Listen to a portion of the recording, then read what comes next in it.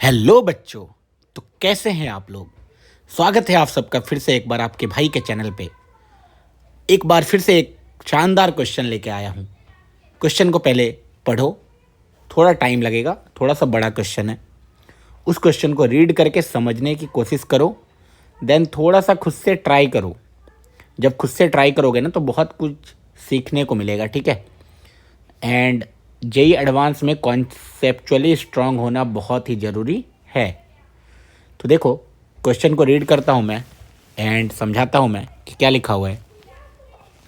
बोला let S1 and S2 are two circle of unit radius touching each other externally. जो बोल रहा है ना वो करते जाते हैं, ठीक है, ताकि थोड़ा सा आसान हो जाएगा। ठीक है, S1 एक सर्कल है, S2 एक सर्कल है, दोनों का रेडियस सेम है, राइट। और दोनों का रेडियस 1 दिया हुआ है, 1 unit 1 unit. And the line L is one of the direct common tangent. Direct common tangent का मतलब एक ऐसा कॉमन टेंजेंट जो इस तरीके से दोनों सर्कल को टच करे सच डेट दोनों centre same side of line हो, उसको हम लोग क्या बोलते हैं, डायरेक्ट कॉमन टेंजेंट। ठीक है, तो बोला कोई दो डायरेक्ट कॉमन टेंजेंट पॉसिबल है, तो मैंने एक बना दिया क्योंकि उसने बोला है कोई भी एक one of the direct common tangent है। ऑब्वियस सी बात है, सिमेट्रिक है चीज़ें, तो इसके रिस्पेक्ट में जो भी होगा इसके रिस्पेक्ट में भी सेम ही चीज़ होगा। ठीक है, तो फिर अब बोला है a circle C1 with radius R1 is such that it touches the circle S1, circle S2 and the line L। अच्छा, तो एक ऐसा सर्कल है C1 जो इस लाइन L को, सर्कल S1 को एंड सर्कल S2 को, तीनों को टच कर रही है। तो ये पॉसिबिलिटी तो सिर्फ और सिर्फ मुझे यहाँ दिख रहा है, एक छोटा सर्कल दिख रहा होगा तुम्हें, देखो ये, यही एक ऐसा सर्कल हो सकता है जो दोनों सर्कल को भी टच कर रहा होगा एंड उस लाइन को भी टच कर रहा होगा। इसके अलावा और कोई सर्कल नहीं हो सकता। कोई बच्चा बोले सर इधर बना दूँ तो भाई वो S2 को टच कर रहा है, लाइन को टच कर रहा है, S1 को टच नहीं कर रहा है। इधर बना दूँ तो नहीं भाई, ऐसा नहीं हो सकता है। इधर बना दूँ तो S1 S2 को टच कर रहा है, लाइन को नहीं कर रहा है। समझ रहे हो ना, मतलब ऐसा तुम बोलोगे ना इससे बड़ा बना दूँ तो देखो S1 S2 को टच करेगा, लाइन को कट करेगा वो। ठीक है, तो तुम्हें समझ में आ गया, यही पॉसिबल है ना, टाइम वेस्ट करने की ज़रूरत इसमें नहीं है। एंड इसको क्या उसने बोला है, C1 है ना, C1 एक सर्कल है जिसका रेडियस R1 है। ठीक है, ये एक सर्कल है जिसका रेडियस R1 है। नाइस, अब आगे पढ़ते हैं। Such that it touches this is similarly circle C2, C3, C4, C5 dot dot dot Cn are the circles of radius R2, R3, R4, Rn। ठीक है, वेयर सर्कल CR, कोई भी random जैसे C2 उठाया तो C2 touches the circle S1 and CR-1। अच्छा, इसका मतलब S1 तो जैसा का था वैसा ही है, एंड मुझे थोड़ी देर पहले अभी दिख चुका है कि ये CR1 कैसा है। तो ये C1 है, ये S1 है। तो अगर मैं C2 की बात करूँ, let's say this is C2, तो CR-1 क्या हो जाएगा, C1, और ये कितना हो जाएगा, S2। अच्छा सॉरी, S2, ये तो S1 है, ये हो जाएगा S2। ठीक है, C1 एंड S2 को टच कर रहा है कौन, C2, and one of the direct common tangent between them.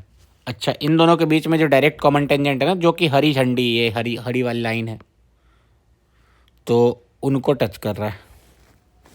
तो ये छोटा सर्कल हो जाएगा C2।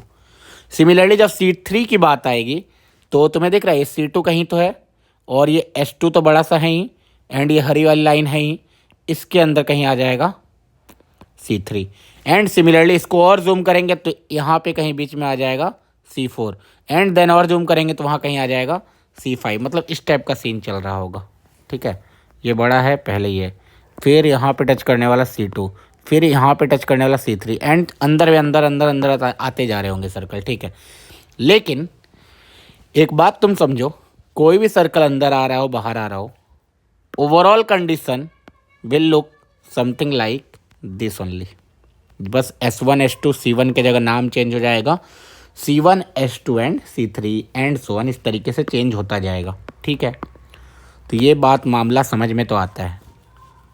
इसके आगे क्या पूछा गया है, अगर limit n tends to infinity 1/r1 1/r2 1/rn upon n cube is p by q, then p and q के बारे में पूछा गया। मतलब ये 1/r1 1/r2 1/r3 ये सब में रिलेशन निकालना पड़ेगा या फिर इसकी वैल्यू फाइंड आउट करनी पड़ेगी। देखो सिंपल सी बात है,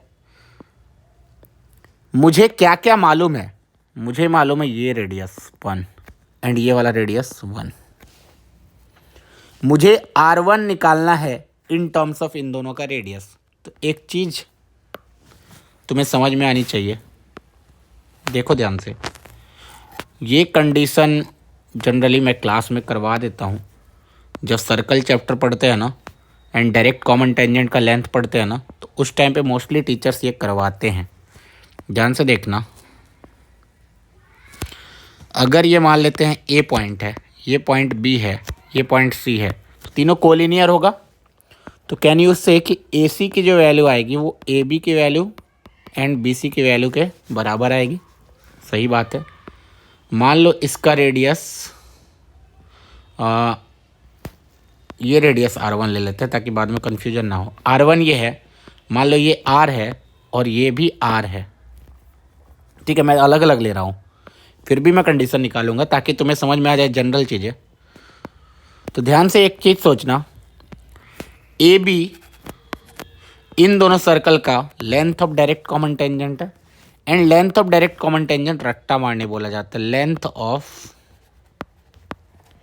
direct common tangent is same as root under C1 C2 को the whole square minus R1 plus R2 R1 minus R2 the whole square. Indirect common tangent में R1 प्लस R2 आता है। C1 C2 क्या है, distance between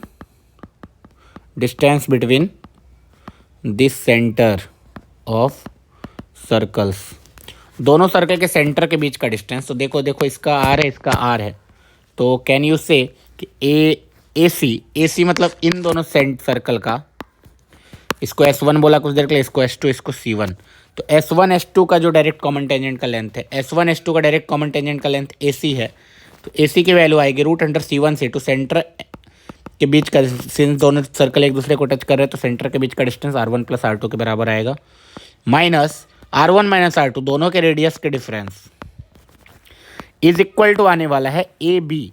A and B आ जाएगा फिर से, दोनों सर्कल सिंस एक दूसरे को टच कर रहे हैं तो R plus R1 the whole square minus R minus R1 the whole square plus B C में क्या आ जाएगा, R plus R1 the whole square minus R minus R1 the whole square. ऐसा कुछ रिलेशन आ जाएगा। ओके, तो अब तुम्हें क्लियरली दिख रहा है A plus B the whole square minus A minus B the whole square. बताओ A plus B the whole square minus A minus B the whole square करोगे तो क्या आएगा, 4ab। तो इसका मतलब हर जगह root under 4ab, root under 4ab, root under 4ab आएगा। रूट फोर हर जगह से कट जाएगा। रूट अंडर r आएगा, रूट अंडर r1 आएगा, रूट अंडर r1 आएगा, ठीक है। अब क्या करते हैं ना, root r1 r, root under r1 r, root under r1 r से डिवाइड कर दो अगर मैं, तो कैन यू सी क्लियरली यहाँ पे 1 upon root under r1 is equal to आ जाएगा 1 upon root under small r plus 1 upon root under capital R। ऐसा एक रिलेशन आ जाएगा, है ना। ओके, तो ध्यान से देखो, सिंस यहाँ पे small r and capital R, अपने केस में जब मैं 1 अपॉन रूट अंडर R1 निकालूंगा तो 1 upon root under capital R उसकी वैल्यू 1 है, 1 upon root under small r उसकी वैल्यू 1 है। तो क्या तुम्हें दिख रहा है 1 अपॉन रूट अंडर R1 आ जाएगा 1 अपॉन 1, 1 अपॉन 1, 1 प्लस 1 2 आ जाएगा, है ना, 2 आ जाएगा ना, देखो। तो क्या मैं बोल सकता हूँ 1/r1 2 स्क्वायर आ जाएगा 4।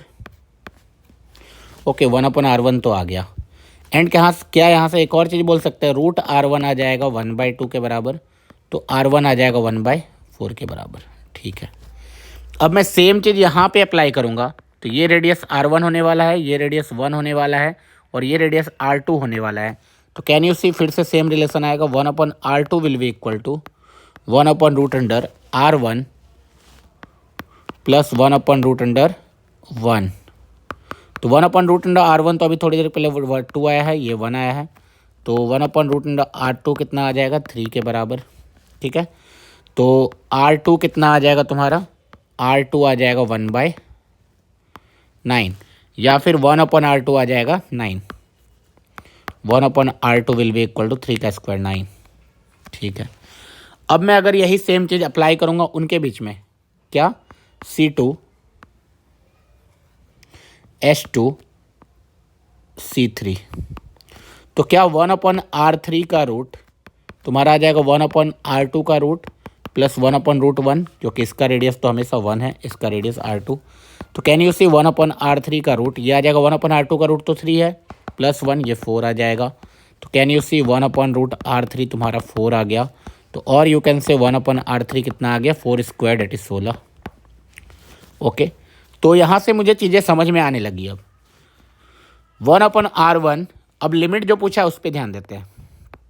Limit n tends to infinity, 1/r1 तुम्हारा आया 2 का स्क्वायर, 1/r2 आया 3 का स्क्वायर, 1/r3 आया है तुम्हारा 4 का square I guess, yes.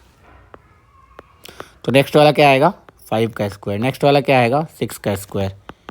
1/rn क्या आएगा, 1/rn आएगा n+1 का स्क्वायर। एंड नीचे चीज़ें क्या जाएंगी बताओ, नीचे n³ है अपना। ये लिमिट एक्चुअल में निकालना था हमें। ठीक है, अब ये लिमिट तो हमें निकालने आता है यार। डोमिनेटिंग टर्म ऊपर n देख लेते हैं, ऊपर का सम क्या आ रहा है देखो, 2 square plus 3 square plus 4 square है ना, तो ऊपर का सम आएगा समेसन, तुम क्या करो 1 स्क्वायर 2 स्क्वायर से n स्क्वायर का सम निकाल लो, 1 स्क्वायर प्लस 2 स्क्वायर से लेकर के n+1 का स्क्वायर, ये तो फॉर्मूला मालूम है, उसमें 1 स्क्वायर माइनस कर देना, नीचे n³ आ जाएगा, limit n tends to infinity आ जाएगा। बताओ उसका तो फॉर्मूला हमें डायरेक्ट मालूम है, n इंटू n+1, तो n के जगह n+1 है, सॉरी, तो n+1 n इंटू n+1 के जगह n+2 आ जाएगा, into 2n+1 2n+2+1 date is 2n+3 आ जाएगा, होल डिवाइड बाय 6 -1 एंड नीचे n³ आएगा, limit n tends to infinity जाएगा। ओके, तो अब मुझे क्लियरली मालूम है यार, इवन तो यूजलेस है हमारा, n³ का कोएफिशिएंट ऊपर निकाल लो। n³ का कोएफिशिएंट क्या आएगा, n इंटू 2n, तो ऊपर आएगा 2n³, नीचे आएगा 6। तो हो गया, ये तो आंसर आ गया 2/6। 2/6 कितना आएगा, 1/3। 1/3 हमारा आ गया लिमिट्स का वैल्यू। 1/3 अगर लिमिट्स का वैल्यू आ गया देन p+q पूछा है, तो 1+3 4 आंसर इस क्वेश्चन का। तो आई होप तुम्हें चीज़ें समझ में आई होंगी और किस तरीके से रिलेट किया गया कोऑर्डिनेट ज्योमेट्री के सर्कल के कॉन्सेप्ट को लिमिट्स के कॉन्सेप्ट को। बहुत ही मज़ेदार क्वेश्चन है, समीर बंसल इसी चीज़ के लिए जाना जाता है। तो अगर तुम वीडियो में यहाँ तक पहुँच चुके हो एंड तुम्हें कुछ चीज़ें इंटरेस्टिंग लग रही है, तुम्हें कुछ नया सीखने को मिल रहा है, तो चैनल को सब्सक्राइब करके जाना एंड दोस्तों के साथ भी शेयर करो एंड वीडियो को लाइक करके जाना। फिर से मिलेंगे अगले वीडियो में तुम लोगों के साथ एक धमाकेदार क्वेश्चन के साथ। तब तक के लिए टाटा बाय बाय।